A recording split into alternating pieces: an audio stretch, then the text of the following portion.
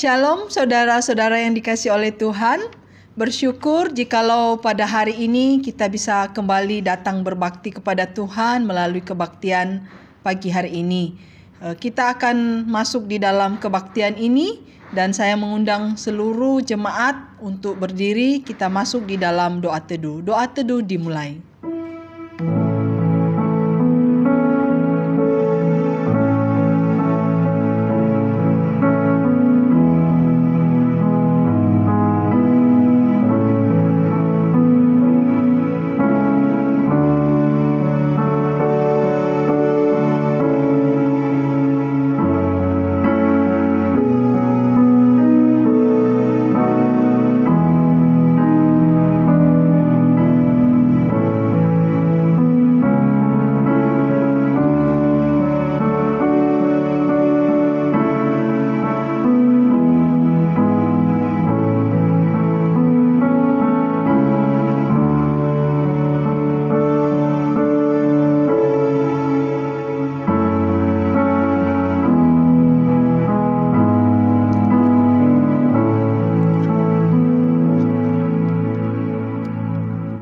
Pertolongan kita ialah dari Tuhan yang menjadikan langit dan bumi, dan yang telah memilih kita sebelum dunia dijadikan, supaya kita kudus dan tidak bercacat di hadapannya.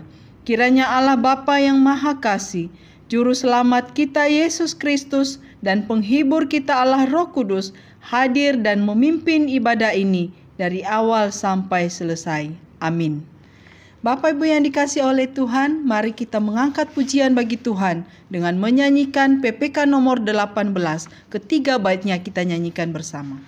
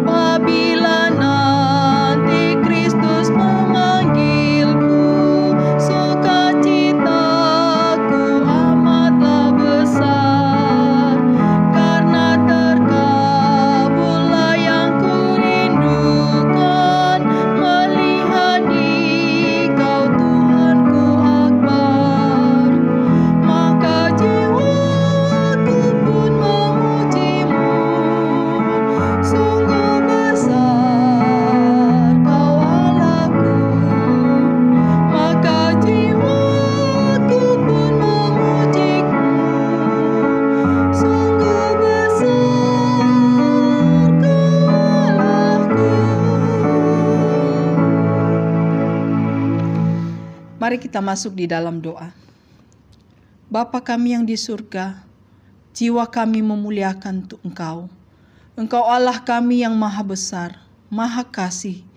Engkau Allah yang terus mengasihi kami dengan kasih-Mu yang berkelimpahan sampai hari ini.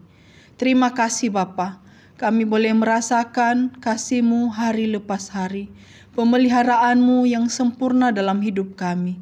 Sekalipun kami sering tidak setia kepada Tuhan, tetapi Tuhan tetap setia kepada kami. Terima kasih karena pada hari ini juga kami boleh kembali datang kepadamu melalui kebaktian kami.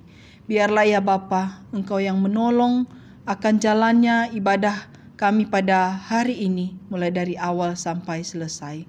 Berikan kami sukacita, juga hati yang penuh dengan syukur, sehingga kami dapat memuliakan Tuhan melalui kebaktian pada pagi hari ini. Berkati seluruh jemaat yang mengikuti kebaktian ini. Biarlah mereka juga boleh menikmati Tuhan melalui setiap apapun yang kami lakukan dalam kebaktian ini. Jikalau ada hal-hal yang tidak berkenan di hadapan-Mu, terlebih dahulu kami mohon ampun Tuhan. Kuduskan, sucikan kami semua dan layakkanlah kami Bapa, sehingga pada pagi hari ini kami boleh diperkenan oleh Tuhan untuk menikmati hadirat-Mu. Di dalam nama Tuhan Yesus Kristus kami berdoa dan bersyukur. Amin. Bapak Ibu silakan duduk kembali. Yang menjadi ayat emas kita pada kebaktian pada pagi hari ini terambil dari Kolose pasal 2 ayat 6 sampai 7. Kolose pasal 2 ayat 6 sampai 7 begini bunyi firman Tuhan. Kamu telah menerima Kristus Yesus Tuhan kita. Karena itu, hendaklah hidupmu tetap di dalam Dia. Hendaklah kamu berakar di dalam Dia dan dibangun di atas Dia. Hendaklah kamu bertambah teguh dalam iman yang telah diajarkan kepadamu, dan hendaklah hatimu melimpah dengan syukur. Mari kita kembali memuji Tuhan dengan satu pujian, betapa baiknya Engkau Tuhan.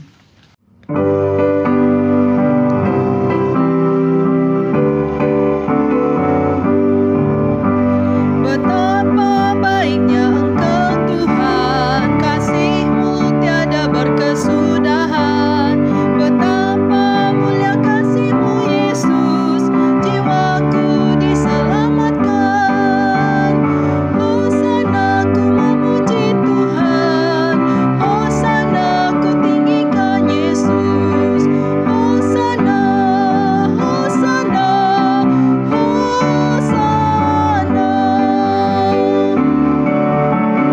Kau berjalan di sisiku Tuhan, Kau bimbingku di setiap langkahku. Kau pegang terus tanganku yang lemah, Kau angkat bila ku jatuh. Hosana ku memuji Tuhan, hosana ku tinggikan Yesus. Hosana, hosana, hosana.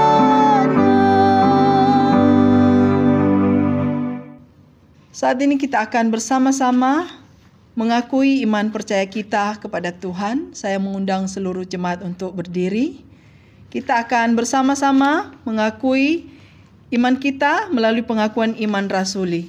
Pengakuan iman rasuli.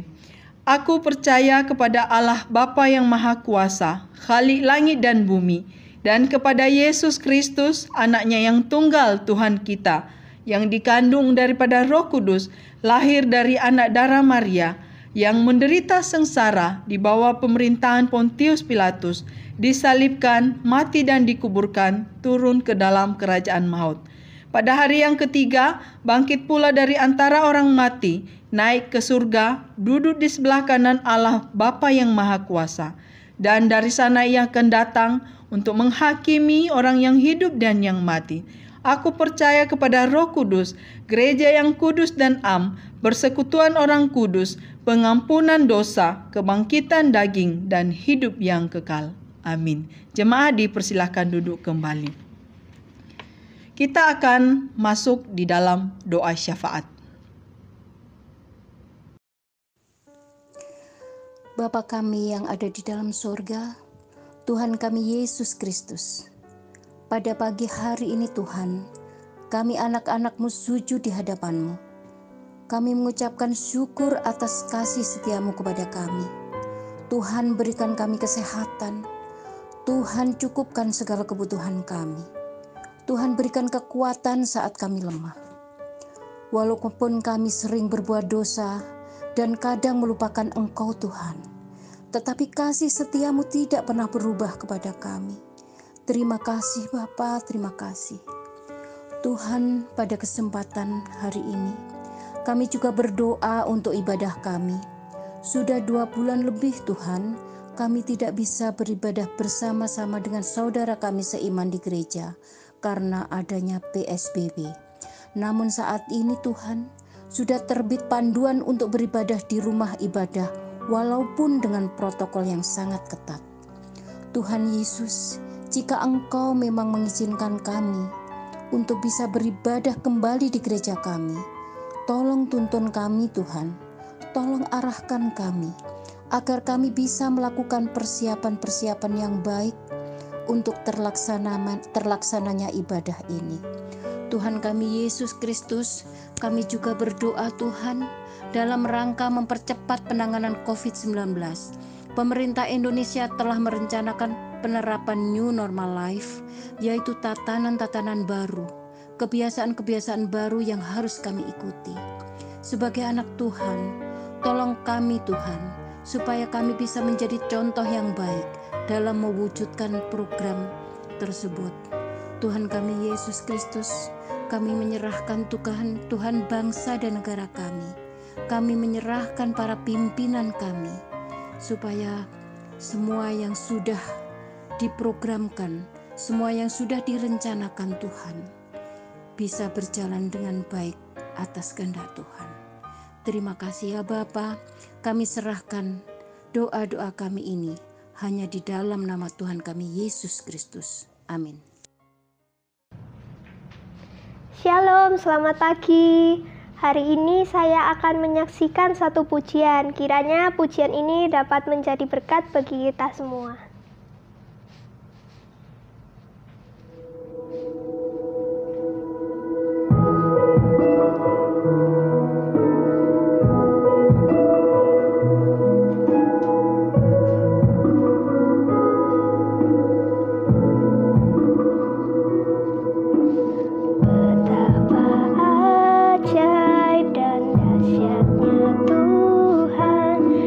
Kejadianku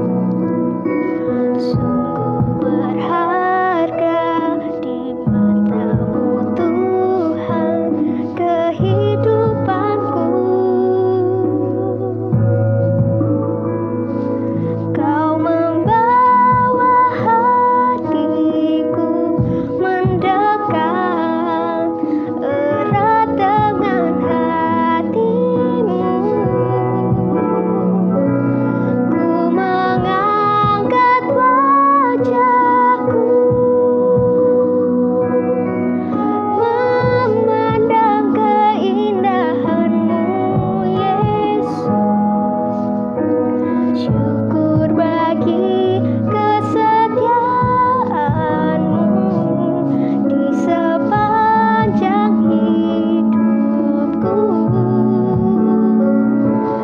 Dan ku angkat tanganku ke tahta kasih dan karunia-Mu. Tak sekalipun Kau tinggalkanku, Yesus sahabatku. Tak sekalipun Kau tinggalkanku, Yesus sahabatku.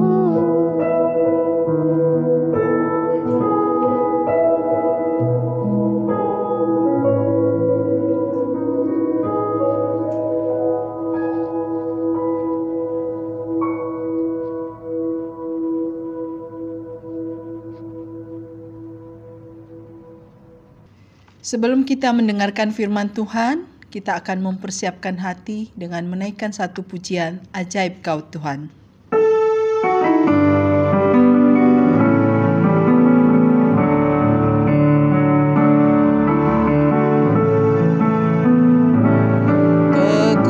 Kekuatan di hidupku, ku dapat dalam Yesus.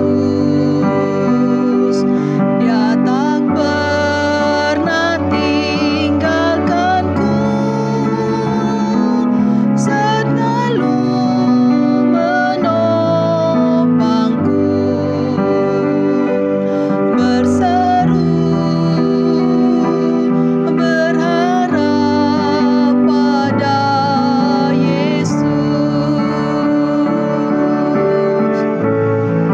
Ajaib Kau Tuhan, penuh kuasa, sanggup pulihkan keadaanku.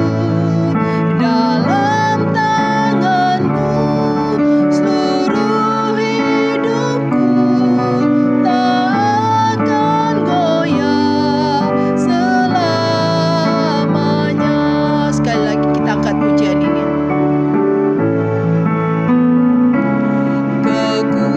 Kekuatan di hidupku, ku dapat dalam Yesus.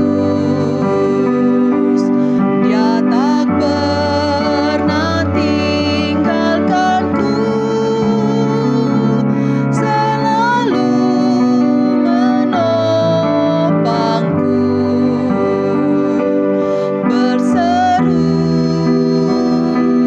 berharap pada Yesus. Ajaib Kau Tuhan, penuh kuasa, sanggup pulihkan keadaanku. Dalam tangan-Mu seluruh hidupku tak akan goyah selamanya. Tak akan goyah selamanya.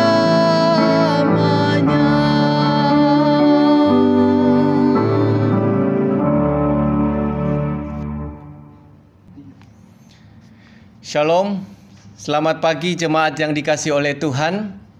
Puji Tuhan, hari ini kita bersama-sama kembali untuk mendengarkan firman Tuhan. Dan ini tentu merupakan kesempatan yang sangat indah bagi kita masing-masing, di mana di tengah-tengah situasi yang kita alami, Tuhan masih memberikan kita firman-Nya untuk terus bisa menjadi kekuatan kita di dalam melewati hari-hari kita. Nah, karena itu saudara-saudara, sebelum kita lebih jauh untuk mendengarkan firman Tuhan, saya mengajak kita masing-masing untuk masuk di dalam doa terlebih dahulu. Kita mohon Allah Roh Kudus memimpin kita supaya kebenarannya ini boleh disingkapkan kepada kita untuk menjadi bagian di dalam kehidupan kita. Mari kita berdoa. Bapa di sorga, terima kasih, kami bersyukur karena Tuhan terus beranugerah kepada kami setiap saat, setiap detik. Tuhan memberikan kami kesempatan yang begitu indah untuk bersama-sama mendengarkan firman Tuhan di dalam ibadah ini. Tuhan, tolong kami, perteguhkan iman kami sekalipun di tengah-tengah situasi yang sedemikian rupa, yang cenderung mengganggu konsentrasi dan iman kami. Tetapi kami tahu bahwa ada Allah Roh Kudus yang akan memimpin, mengendalikan setiap kami, agar kami boleh fokus untuk mendengarkan firman yang Tuhan akan sampaikan kepada kami lewat hamba-Mu. Terima kasih Tuhan, tuntun kami sepanjang pemberitaan firman Tuhan ini, agar kami sungguh-sungguh boleh fokus hanya kepada-Mu. Terpuji nama-Mu Bapa, di dalam nama Tuhan Yesus kami berdoa dan bersyukur. Amin. Nah, saudara-saudara yang dikasihi oleh Tuhan, pada pagi hari ini kita akan merenungkan satu tema, yaitu bertumbuh menjadi dewasa. Kita akan mendasari tema ini di dalam Kisah Para Rasul pasalnya yang kedua, ayatnya ke-41 sampai ayat 47. Demikian bunyi firman Tuhan. Orang-orang yang menerima perkataannya itu memberi diri dibaptis, dan pada hari itu jumlah mereka bertambah kira-kira 3.000 jiwa. Mereka bertekun dalam pengajaran rasul-rasul dan dalam persekutuan, dan mereka selalu berkumpul untuk memecahkan roti dan berdoa. Maka ketakutanlah mereka semua, sedang rasul-rasul itu mengadakan banyak mukjizat dan tanda. Dan semua orang yang telah menjadi percaya tetap bersatu, dan segala kepunyaan mereka adalah kepunyaan bersama. Dan selalu ada dari mereka yang menjual harta miliknya, lalu membagi-bagikannya kepada semua orang sesuai dengan keperluan masing-masing. Dengan bertekun dan dengan dengan sehati, mereka berkumpul tiap-tiap hari dalam bait Allah. Mereka memecahkan roti di rumah masing-masing secara bergilir, dan makan bersama-sama dengan gembira dan dengan tulus hati, sambil memuji Allah. Dan mereka disukai semua orang, dan tiap-tiap hari Tuhan menambahkan jumlah mereka dengan orang yang diselamatkan. Nah, saudara-saudara yang dikasihi oleh Tuhan, tentu setiap kita menginginkan sebuah kedewasaan, ya. Orang tua misalnya ketika anaknya sudah lahir, kemudian beberapa waktu kemudian mereka sangat merindukan bahwa kelak anak yang lahir ini adalah akan menjadi seorang yang dewasa. Bukan saja dewasa di dalam secara fisik, ya, tetapi juga dewasa secara rohani ataupun dewasa di dalam pemikiran.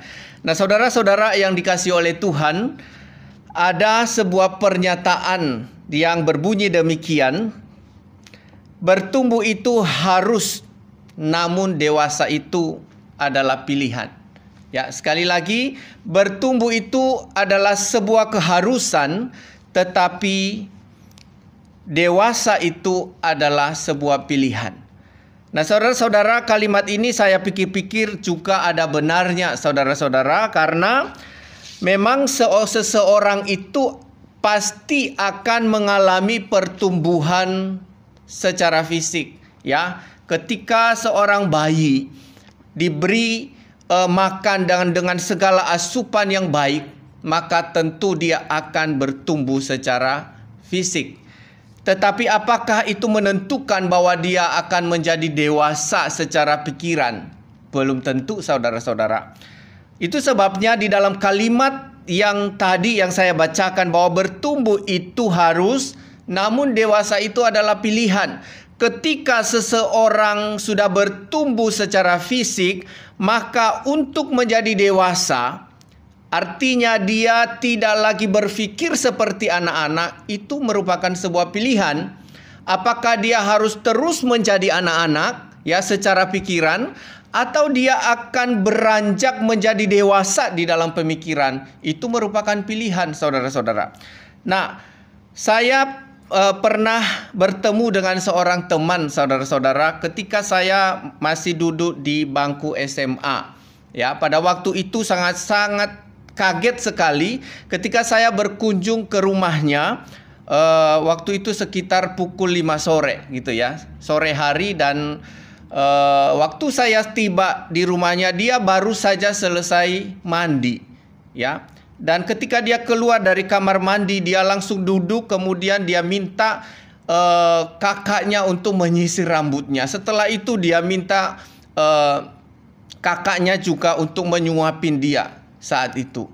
Saudara-saudara, saya sangat kaget karena saya tidak punya kebiasaan yang seperti itu. Ya, saya pikir bahwa usia itu ya, kelas 3 SMA itu saya kira sudah sangat dewasa, bukan hanya fisik, tetapi dalam tingkah laku, dalam tindakan, dalam keputusan, kemungkinan sudah mengarah kepada hal yang dewasa. Tetapi kejadian itu membuat saya sangat kaget sekali bahwa ternyata tidak selamanya orang yang dewasa secara fisik itu sekaligus dewasa secara pemikiran. Nah, karena itu saudara-saudara, di dalam kehidupan rohani kita pun juga kita harus bertumbuh di dalam iman. Artinya ada pertumbuhan ke arah Kristus, di mana kita memiliki pikiran yang dewasa, di mana kita memiliki iman yang dewasa ke arah Kristus. Dan ini harus dikerjakan, harus dilatih, saudara-saudara. Dan ini kita harus mulai dengan apa yang disebut dengan pilihan. Apakah kita akan menjadi orang Kristen yang kekanak-kanakan, ya, atau menjadi seorang Kristen yang dewasa di dalam segala hal? Saudara-saudara, kita tahu bahwa pelayanan di sebuah komunitas Kristen tidak selamanya baik-baik saja. Ada berbagai situasi, ada berbagai konflik, ada berbagai tantangan, baik yang muncul dari diri kita sendiri maupun di dalam lingkungan kita di mana kita melayani. Dan itu membutuhkan seorang yang dewasa, bukan hanya dewasa secara fisik, tetapi juga dewasa di dalam rohani. Dewasa di dalam menilai segala sesuatu yang ada di sekitarnya. Dan ini sungguh harus dilakukan dengan apa, saudara? Berawal dari kita memilih untuk menjadi dewasa. Nah, saudara-saudara yang dikasihi oleh Tuhan, kalau kita kembali kepada nats yang kita baca tadi, kita menemukan di sana sebuah perubahan yang terjadi terhadap orang-orang yang percaya kepada Yesus Kristus. Ada perubahan yang sangat signifikan di dalam kehidupan mereka. Dari dulu sebelumnya mereka tidak mengenal kebenaran. Mereka memiliki sikap yang begitu acuh tak acuh terhadap kebenaran. Bahkan mereka menolak Tuhan Yesus untuk menjadi raja, menjadi Tuhan atas hidup mereka.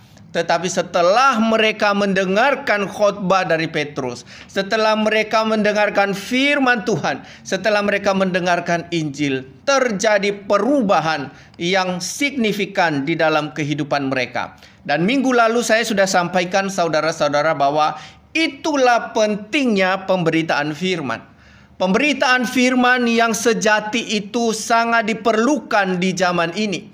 Karena melalui kebenaran itulah Roh Kudus akan bekerja di dalam kehidupan kita yang mendengarkan. Maka akan muncul kesadaran untuk berubah dari kehidupan yang berdosa kepada kehidupan yang suci, kehidupan yang benar, kehidupan yang berkenan kepada Tuhan. Nah, karena itu saudara-saudara yang dikasihi oleh Tuhan, ketika seseorang telah menerima Tuhan Yesus sebagai juru selamat di dalam hidupnya, ketika seseorang telah dimerdekakan oleh kebenaran firman Tuhan, ketika seseorang telah mendengarkan apa yang benar dari Injil yang disampaikan, melalui khotbah-khotbah atau melalui pembacaan firman Tuhan, itu harus mendorong dirinya untuk beranjak menjadi dewasa. Memang saudara-saudara, menjadi dewasa itu adalah sebuah proses, tetapi langkah awalnya harus jelas. Apakah kita tetap menjadi seorang Kristen yang kekanak-kanakan atau menjadi seorang Kristen yang dewasa? Ini menjadi sebuah pilihan. Karena itu saudara-saudara, apa yang menjadi ciri daripada seorang yang bertumbuh menjadi dewasa di dalam Kristus? Maka kita baca di sana di ayat 41 dan 42. Di sana dikatakan bahwa orang-orang yang menerima perkataannya itu memberi diri dibaptis, dan pada hari itu jumlah mereka bertambah kira-kira 3.000 jiwa.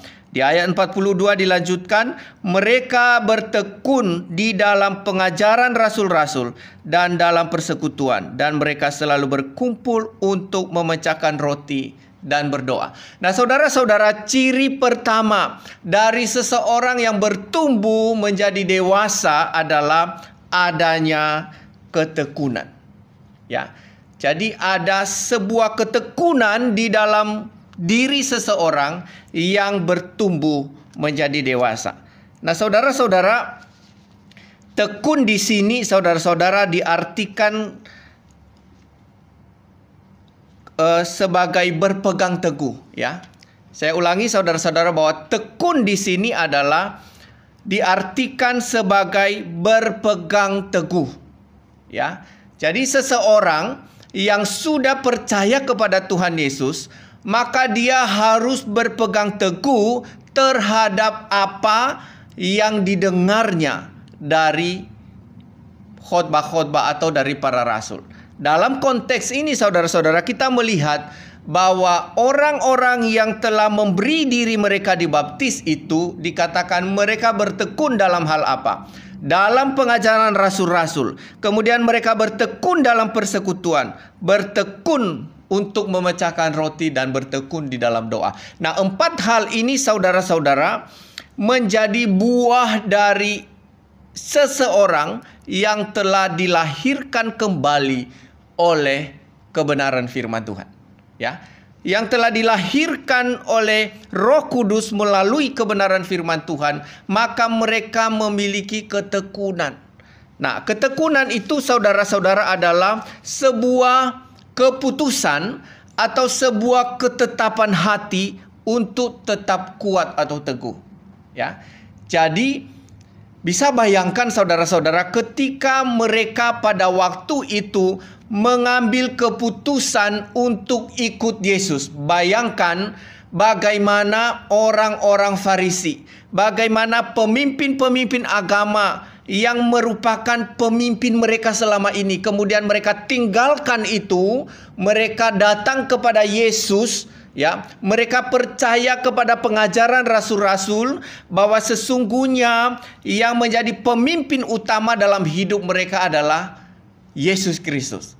Nah, saudara-saudara, ada peralihan, ya, ada peralihan kepemimpinan dari orang-orang Farisi, dari pemimpin-pemimpin agama Yahudi ke arah siapa? Kepada kepemimpinan rasul-rasul, yang di dalamnya ada berita tentang Yesus Kristus sebagai Tuhan dan Juru Selamat. Nah, peralihan ini saudara-saudara tentu akan mendapatkan tantangan, tentu akan mendapatkan tekanan dari orang-orang yang masih bersikap tegas untuk membenci Yesus.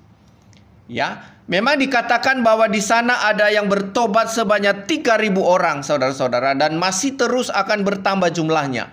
Tetapi saudara-saudara, di antara sekian banyak yang percaya kepada Yesus, pasti ada orang yang benci kepada Yesus, yang masih memusuhi Yesus, yang masih tidak suka dengan Yesus Kristus. Dan tentu ini akan menjadi apa? Menjadi bumerang bagi mereka, menjadi tantangan bagi orang-orang yang telah mengambil keputusan untuk mengikut Yesus. Nah, saudara-saudara, tanpa ketekunan maka mereka akan menjadi goyah. Ya, ketekunan itu tadi dikatakan bahwa keputusan atau ketetapan hati yang kuat atau yang teguh untuk tetap sungguh-sungguh berada di dalam Yesus Kristus sebagai pegangan mereka satu-satunya. Maka saudara-saudara, di sanalah bukti kedewasaan rohani. Di sanalah bukti bahwa seseorang bertumbuh menjadi dewasa. Dia telah menetapkan diri untuk berpegang pada satu hal yang dia percaya sebagai kekuatan yang teguh, sebagai kekuatan yang dapat menopang hidupnya di tengah-tengah situasi yang tidak memungkinkan. Dan waktu itu saudara-saudara, jemaat mula-mula yang percaya kepada Yesus Kristus itu, mereka bertekun di dalam apa? Pengajaran rasul-rasul. Apa yang diajarkan oleh rasul-rasul? Tentang bagaimana kehidupan Kristen. Mereka mengajarkan bahwa Yesus Kristus adalah juru selamat. Yesus Kristus mengasihi dunia. Yesus Kristus adalah pribadi yang telah menggantikan kita dari dosa-dosa kita. Maka setiap orang yang berdosa harus membutuhkan Tuhan Yesus agar dia terbebas dari segala dosa-dosanya. Saudara-saudara, mereka berpegang dari apa yang telah diajarkan oleh rasul-rasul. Dan ini sesuatu yang sangat menantang saudara-saudara. Dan tantangan ini harus dihadapi dengan apa? Sebuah sikap yang tekun. Nah saudara-saudara, ketekunan harus dimiliki oleh orang yang mau bertumbuh di dalam Kristus. Ya, kita harus ingat ini baik-baik bahwa ketekunan itu harus dimiliki oleh seseorang yang mau bertumbuh di dalam Kristus, yang mau bertumbuh menjadi dewasa, yang mau bertumbuh di dalam iman. Sebab saudara-saudara, sudah menjadi ciri khas daripada manusia. Manusia itu biasanya mau yang instan, ya. Manusia yang berdosa tidak mau susah-susah, tidak mau capek-capek. Ya, kita kalau tidak salah beberapa minggu yang lalu saya sempat sampaikan bahwa kenapa hoax itu terus merajalela, terus menguasai dunia teknologi saat ini. Karena banyak orang tidak mau repot-repot untuk mencari berita yang benar. Dan ini merupakan ciri khas daripada manusia yang berdosa, saudara-saudara. Nah, itu sebabnya kalau kita mau benar-benar bertumbuh di dalam iman yang dewasa, saudara-saudara, ke arah Kristus yang adalah Tuhan dan Juru Selamat kita, maka mau tidak mau seorang Kristen harus bertekun. Ya, harus bertekun di dalam firman Tuhan, ya, harus bertekun di dalam persekutuan, ya, juga harus bertekun di dalam kasih antara satu dengan yang lain, dan juga harus bertekun di dalam doa. Nah, saudara-saudara, keempat hal ini kita mesti tekuni di dalam kehidupan Kristen agar iman kita bisa bertumbuh menjadi dewasa. Nah, banyak orang Kristen saat ini, saudara-saudara, sangat merindukan akan janji-janji Tuhan. Merindukan agar janji-janji Tuhan yang begitu banyak di dalam firman Tuhan ini direalisasikan di dalam kehidupan mereka. Tapi sedikit sekali dari orang-orang yang mengharapkan janji itu hidup di dalam ketekunan. Nah, bagaimana mungkin saudara-saudara ada penerimaan janji tanpa ketekunan? Ya, ketika Yesus naik ke sorga, saudara-saudara, dia menyuruh murid-murid untuk apa? Menunggu di Yerusalem. Mereka harus menantikan janji tentang turunnya Roh Kudus itu di Yerusalem. Ya, mereka harus bertekun untuk berdoa, berkumpul, dan tetap ada di sana sampai nanti janji itu digenapi. Nah, dari hal ini saja saudara-saudara, kita melihat bahwa Yesus Kristus menginginkan, mengharapkan para murid-murid itu untuk bertekun. untuk menetapkan hati, untuk tetap fokus. Coba bayangkan saudara-saudara kalau pada waktu itu murid-murid ketika Yesus sudah naik ke sorga, maka mereka katakan sambil menanti itu kita pergi mancing dulu gitu ya. Kita pergi bekerja dulu, kita kembali kepada profesi kita yang lama dulu. Bisa-bisa saudara-saudara waktu Roh Kudus turun mereka tidak ada di sana. Tetapi ketika mereka memfokuskan diri untuk menantikan janji Tuhan itu, di sanalah mereka beroleh berkat. Mereka dipenuhi oleh Roh Kudus dan mereka memiliki keberanian untuk memberitakan Injil. Nah, sama halnya dengan kita saudara-saudara. Jika kehidupan Kristen kita hanya mau mengharapkan janji Tuhan digenapi, tetapi kita tidak mau tekun di dalam kebenaran firman Tuhan, maka itu tidak akan terjadi apa-apa. Kita tidak akan mendapatkan janji seperti itu saudara-saudara. Karena unsur penting di dalam mendapatkan janji Tuhan, unsur penting di dalam kedewasaan rohani itu adalah ketekunan. Nah, itu sebabnya saudara-saudara, kalau kita perhatikan bahwa di zaman modern ini yang menghadapkan kita terhadap sesuatu yang instan, maka kita melihat bahwa ketekunan itu mengalami penurunan kualitas saudara-saudara. Banyak orang yang sudah tidak lagi bersungguh-sungguh untuk mencari sesuatu dengan tekun. Karena apa? Semua sudah tersedia. Semua sudah tersaji dengan begitu gampangnya. Dan ini saudara-saudara tentu tidak akan membuat kehidupan rohani kita akan menjadi baik. Karena sesungguhnya saudara-saudara bahwa ketekunan itu ya dibentuk melalui apa? Melalui kesengsaraan. Ya, seringkali ketekunan itu dibentuk melalui kesengsaraan. Ketekunan itu dibentuk melalui ujian dan pencobaan. Dan juga ketekunan itu dibentuk melalui apa? Melatih diri untuk terbiasa melakukan sesuatu yang berkenan kepada Tuhan. Nah, karena itu saudara-saudara, ketika kita bicara soal ketekunan ini tidak akan jadi 1-2 hari. Ya. Tetapi ini bicara soal totalitas hidup kita. Ketika kita mau bertumbuh menjadi dewasa, maka keputusan kita yang utama adalah beri dirimu secara total.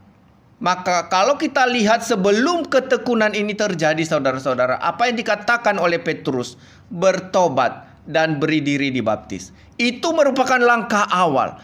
Pertobatan yang sejati, keputusan untuk mengikut Yesus dengan sungguh-sungguh itu akan mendorong kita untuk memiliki sikap yang tekun.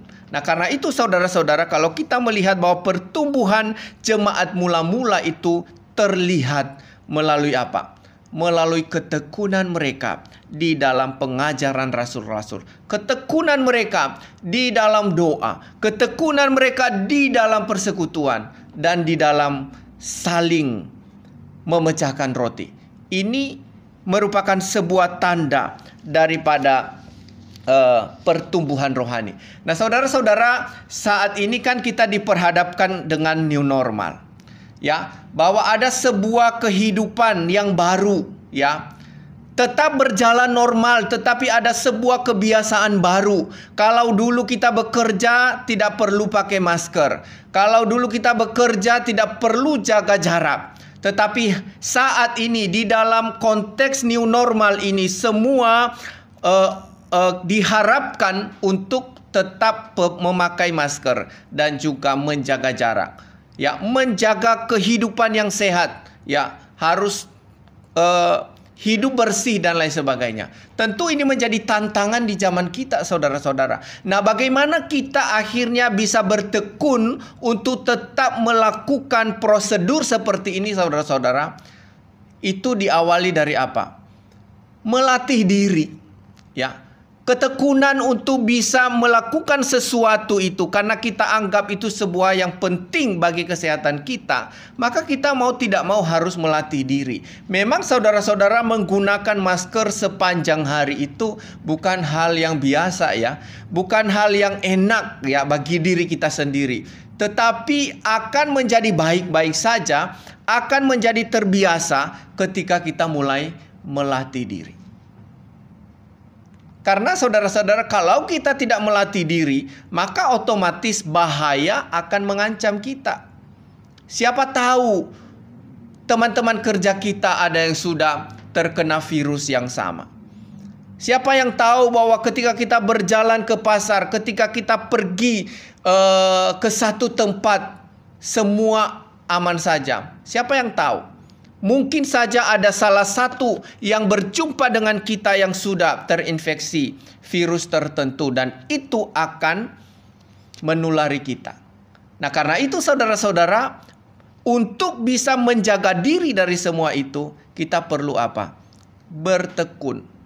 Mengambil keputusan untuk menetapkan hati bahwa saya akan pakai masker kemanapun saya pergi. Ketika saya keluar dari rumah, saya harus menggunakan masker. Saya nanti ketika pulang pun saya juga harus segera mandi, harus membersihkan diri sebelum bertemu dengan anggota keluarga. Ini merupakan hasil dari apa? Dari ketekunan. Tetapi jika kita tidak bertekun di dalam melakukan hal ini, saudara-saudara, tentu tidak akan mungkin bisa menghasilkan sesuatu. Justru akan menyebabkan malapetaka baru di dalam diri kita, juga orang-orang di sekitar kita. Nah, kembali kepada konteks kita hari ini, saudara-saudara, kita melihat bagaimana jemaat mula-mula itu bertumbuh menjadi dewasa. Dengan cara apa? Mereka bertekun di dalam pengajaran rasul-rasul. Karena itu saudara-saudara, jika kita mau bertumbuh di dalam Kristus, jika kita bertumbuh di dalam iman yang dewasa, maka bertekunlah. Ambil keputusan untuk berpegang kepada firman yang sejati, yang akan membangun kehidupan kita menjadi dewasa. Nah, yang kedua saudara-saudara, selain bertekun, ciri yang kedua dari pertumbuhan iman atau pertumbuhan ke arah yang dewasa, yaitu adanya kerinduan untuk bersatu. Nah, saudara-saudara, kehidupan jemaat mula-mula ini adalah kehidupan yang dapat dijadikan contoh yang sangat baik untuk gereja masa kini, di mana mereka, saudara-saudara, mau bersatu, menciptakan sebuah hubungan yang begitu erat. Kalau kita baca di ayatnya yang ke-44 dan 45, saudara-saudara, dan semua orang yang telah menjadi percaya tetap bersatu, dan segala kepunyaan mereka adalah kepunyaan bersama. Ya. Dan selalu ada dari mereka yang menjual harta miliknya, lalu membagi-bagikannya kepada semua orang sesuai dengan keperluan masing-masing. Nah, saudara-saudara, prinsip kesatuan hati atau kesatuan yang sejati adalah lahir dari kedewasaan rohani. Ya. Jadi kalau kita lihat urutan-urutannya tadi, dari orang yang tidak mengenal Yesus, mereka harus menerima kebenaran. Kebenaran mengubah hidup mereka. Setelah itu mereka memberi diri dibaptis. Setelah mereka memberi diri dibaptis, mereka memulai bertekun di dalam kebenaran yang menghidupkan itu. Dan setelah itu, saudara-saudara, mereka oleh kebenaran itu merubah hidup mereka, atau mengubah kebiasaan mereka dari yang hidup menyendiri, hidup yang egois, menjadi hidup apa? Mau bersatu. Jadi prinsipnya saudara-saudara, bahwa kesatuan yang sejati itu lahir dari sebuah kedewasaan rohani. Sangat berbeda dengan persatuan yang lahir karena kesamaan hobi. Sangat berbeda dengan persatuan yang lahir dari persamaan derajat, atau sama-sama kaya, atau sama-sama usia, atau sama-sama memiliki kebiasaan hidup yang sama. Kalau ini namanya geng, saudara-saudara, ya. Banyak orang yang bikin geng itu, ya. Misalnya sama-sama memiliki hobi yang sama. Ya, akhirnya apa? Mereka menjadi satu geng. Kalau ada orang masuk dengan hobi yang berbeda, itu disepak keluar. karena tidak sama. Nah, saudara-saudara, persatuan yang lahir dari kedewasaan rohani itu bukan yang seperti itu ya, tetapi menjadi sebuah kesatuan yang lahir karena kesadaran bahwa saya dan dia walaupun berbeda, tetapi di hadapan Tuhan itu adalah sama. Saya dan dia mungkin memiliki pola pikir yang berbeda, memiliki cara hidup yang berbeda, memiliki sikap yang berbeda, memiliki usia yang berbeda. Tetapi di dalam Tuhan kami menjadi satu. Kami sama di hadapan Tuhan. Nah, saudara-saudara, persatuan atau kesatuan yang diciptakan oleh jemaat mula-mula ini, saudara-saudara, lahir dari apa? Kedewasaan rohani. Sehingga mereka saling menerima satu dengan yang lain. Orang yang berlebihan, mereka bisa membagikan sesuatu kepada orang yang berkekurangan. Dan ini karena apa? Karena lahir dari sebuah kehidupan yang telah diubah oleh kebenaran. Maka ada keinginan untuk apa? Bersatu. Nah, saudara-saudara, kalau saya kasih contoh misalnya magnet ya. Magnet itu kan selalu harus dengan kutub yang berbeda. Ya, kutub selatan akan menyatu dengan kutub utara. Ya, akan terjadi tarik-menarik antara kutub yang satu dengan kutub yang lainnya. Tetapi jika kutub itu sama, ya, antara kutub utara dan kutub utara, ketika disatukan itu akan terjadi apa? Tolak-menolak. Karena apa? Memang magnet itu diciptakan untuk menarik sesuatu yang berbeda gitu ya. Yang memiliki kutub yang berbeda dengan dirinya sendiri. Dan itu saudara-saudara menjadi contoh bagi kita bahwa sebuah persatuan yang indah itu harus lahir dari keperbedaan. Tetapi keperbedaan itu disatukan karena pengenalan akan Kristus. Bahwa saya dan dia memang berbeda, tetapi di hadapan Tuhan kami memiliki kedudukan, memiliki nilai yang sama. Karena itu tidak ada keinginan untuk saling membedakan satu dengan yang lain. Tetapi yang tercipta adalah menjadi satu di dalam Kristus. Nah, karena itu saudara-saudara yang dikasihi oleh Tuhan, sepanjang kita mengiring Kristus, adakah kerinduan di dalam hati kita untuk tetap menciptakan kesatuan antara satu dengan yang lain? Sejak kita menerima kebenaran firman Tuhan sebagai standar satu-satunya bagi penuntun iman kita, saudara-saudara, adakah kita telah rindu untuk berbuat sesuatu agar lewat kehadiran kita yang lain bisa menyatu, yang lain bisa erat di dalam hubungan satu dengan yang lain? Saudara-saudara, jika kita memiliki kerinduan ini, berarti memang kita sedang bertumbuh ke arah yang dewasa. Tetapi ingat saudara-saudara, bahwa persatuan itu tidak didasari karena persamaan keinginan, persamaan hobi, persamaan tujuan, tidak. Tetapi harus lahir dari kesadaran bahwa saya dan dia adalah sama di hadapan Tuhan. Siapapun dia, saudara-saudara. Dan kita melihat orang-orang atau jemaat-jemaat mula-mula ini, mereka menciptakan sebuah kesatuan untuk menjadi berkat bagi orang lain. Ya, jadi tujuan mereka bersatu itu pada akhirnya menjadi berkat bagi orang lain. Dan ini yang Allah kehendaki bagi kita, saudara-saudara. Karena itu mari kita menciptakan kesatuan di antara kita, baik di dalam keluarga, juga di dalam kehidupan berjemaat maupun di dalam lingkungan sekitar kita, didasarkan pada apa? Cara pandang kita yang dewasa terhadap orang yang ada di sekitar kita.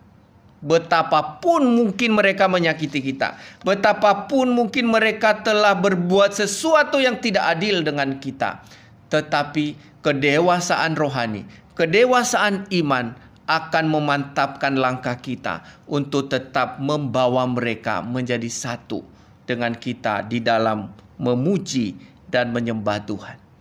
Itu adalah sebuah ciri kedewasaan rohani.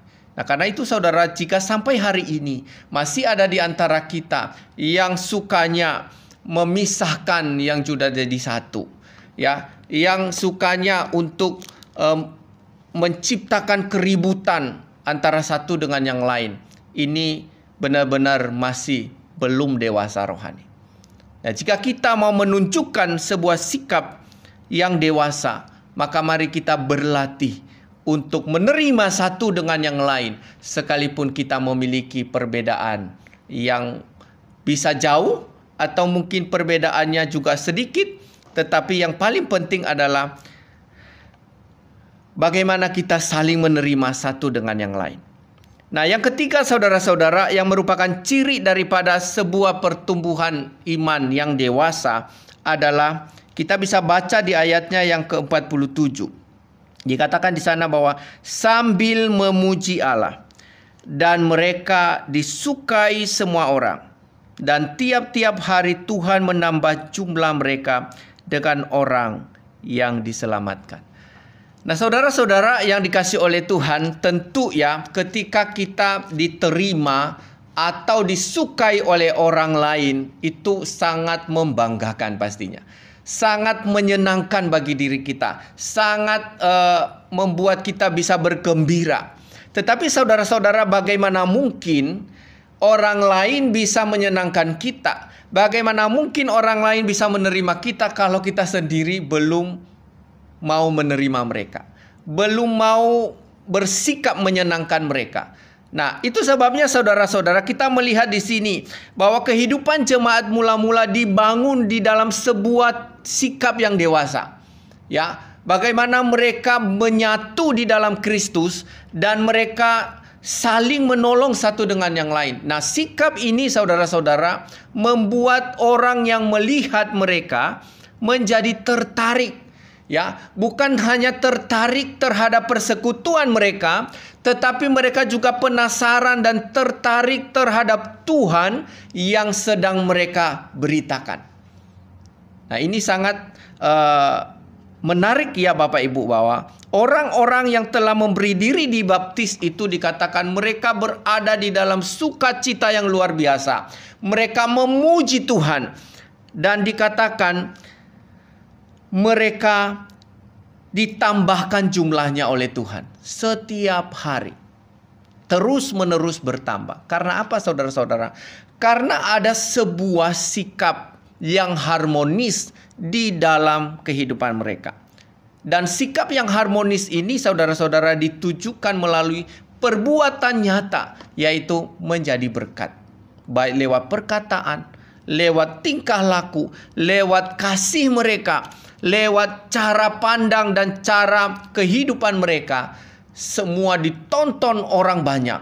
Dan pada akhirnya melalui cara hidup yang demikian, Tuhan menambahkan jumlah mereka dari hari ke hari. Saudara-saudara, tentu orang yang sombong tidak akan mungkin memiliki sikap yang demikian. Ya.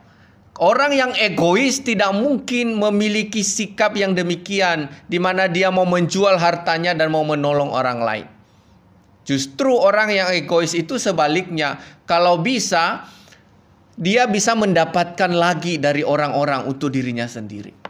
Tetapi saudara-saudara, kita menyaksikan di sini, walaupun di sana tidak dicatat ya, tetapi kita bisa melihat bahwa orang-orang yang sudah menyerahkan diri menjadi murid Kristus pada waktu itu, menjadi jemaat Kristus, mereka sangat hidup di dalam apa? Kerendahan hati. Saudara-saudara, kerendahan hati ini membuat mereka begitu erat satu dengan yang lain. Dan kerendahan hati inilah yang menjadi berkat bagi orang lain. Nah, saudara-saudara yang dikasihi oleh Tuhan, adakah kita di dalam sebuah persekutuan? Adakah kita di dalam sebuah komunitas Kristen telah melatih diri untuk rendah hati? Saudara-saudara, menjadi seorang rendah hati itu tidak gampang. Apalagi kalau kita lahir dari keluarga yang dibentuk menjadi pribadi yang semuanya tersedia ya. Jadi akhirnya pribadi kita terbentuk menjadi orang yang tidak gampang berbelas kasihan. Ya, kita menjadi orang yang begitu egois. Kita menjadi orang yang sombong. Kita menjadi orang yang kurang bisa menjaga kata-kata kita. Nah, saudara-saudara, sekalipun latar belakang kita beragam, ya, dengan segala bentuk yang demikian, saudara-saudara, tetapi firman Tuhan mengingatkan kita bahwa ketika kita mau bertumbuh menjadi dewasa, seluruh sikap yang demikian harus ditinggalkan. Karena sikap yang demikian, saudara-saudara, tidak akan membawa kita untuk menjadi berkat. Tetapi sikap yang bisa membawa kita menjadi berkat adalah rendah hati. Ya, ada kerendahan hati untuk mengikuti setiap tata aturan, tata kehidupan yang ada. Ya, saat ini kan pemerintah kita sedang mengarahkan seluruh masyarakat untuk lebih taat aturan. Adakah kerendahan hati kita untuk mau belajar mengikuti aturan-aturan? Bukan hanya kepentingan diri, tetapi juga untuk kepentingan orang lain.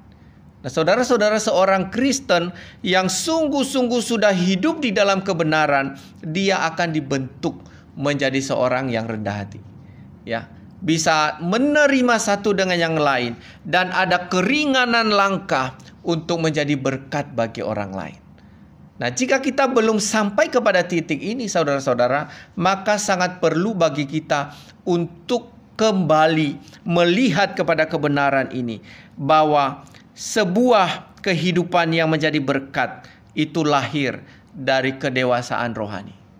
Ya, jadi kedewasaan rohani itu harus terus-menerus dibangun di dalam kehidupan kita sebagai orang-orang Kristen, agar kita bisa menjadi berkat bagi orang lain dan menjadi kemuliaan bagi nama Tuhan. Karena itu, saudara-saudara, mari kita miliki kehidupan yang menjadi berkat bagi orang lain.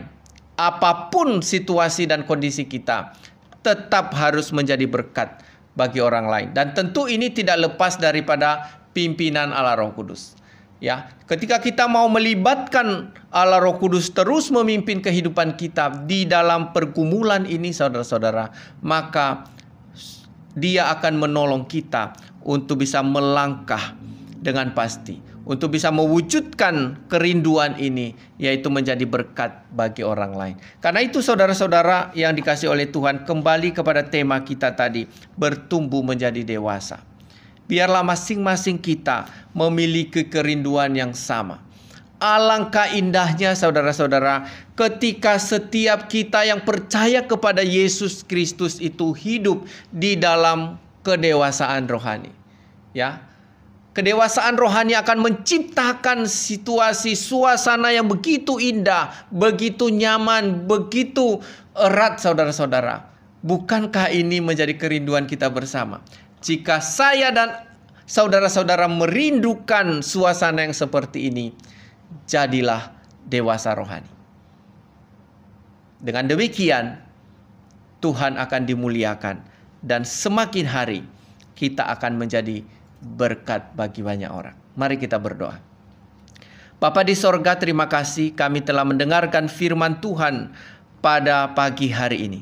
Kiranya Tuhan terus menolong kami agar segala kerinduan kami untuk hidup di dalam kesatuan hati, satu dengan yang lain, dan untuk menjadi berkat bagi orang lain, biarlah itu terbangun atas kasih dan kemurahan-Mu atas kami, dibangun atas pimpinan Allah Roh Kudus, sehingga masing-masing kami boleh menjadi jemaat yang mengasihi Tuhan, sekaligus bisa mengasihi sesama di dalam iman yang dewasa.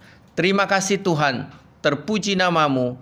Di dalam nama Tuhan Yesus kami berdoa dan mengucap syukur. Amin.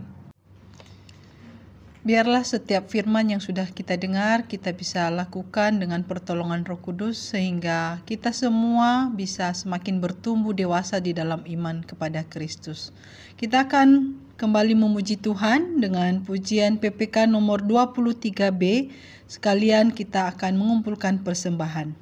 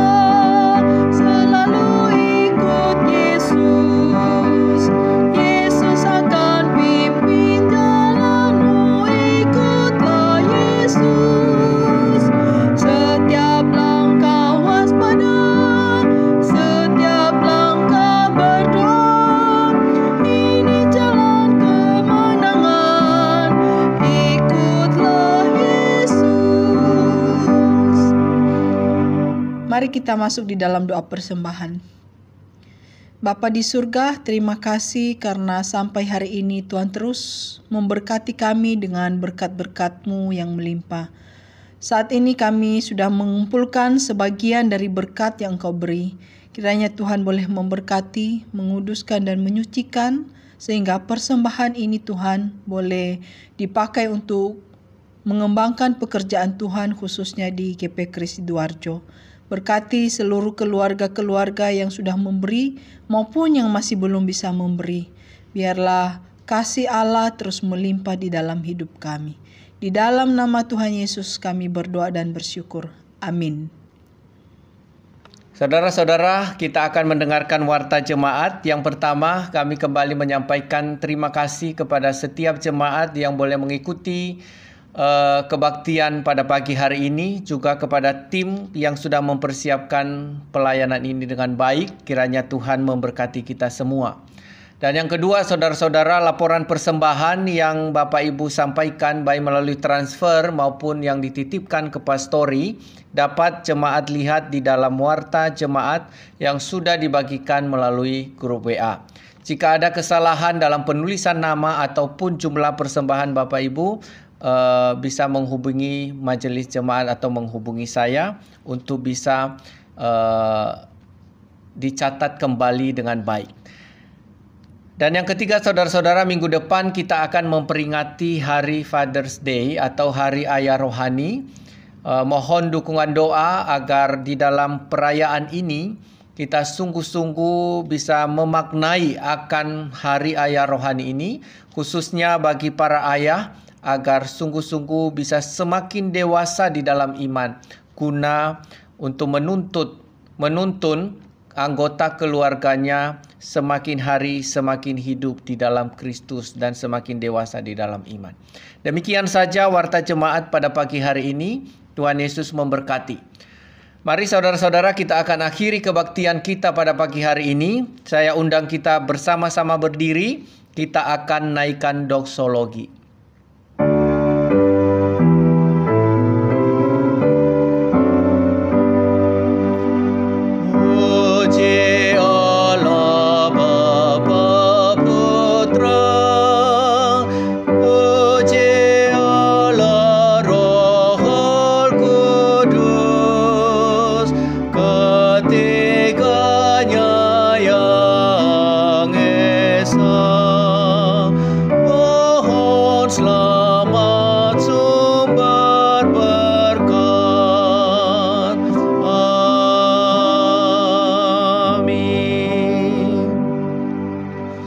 Saudara-saudara, arahkanlah hatimu kepada Tuhan dan terimalah berkat Tuhan. Tuhan memberkati engkau dan melindungi engkau. Tuhan menyinari engkau dengan wajah-Nya dan memberi engkau kasih karunia. Tuhan menghadapkan wajah-Nya kepadamu dan memberi engkau damai sejahtera. Amin.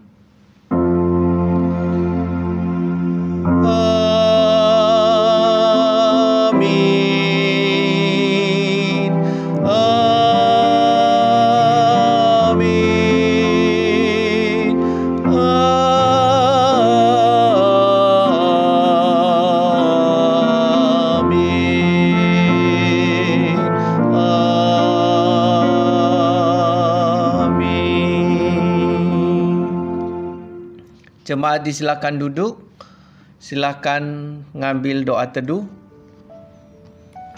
Kebaktian kita selesai, kami ucapkan selamat hari Minggu, Tuhan Yesus memberkati.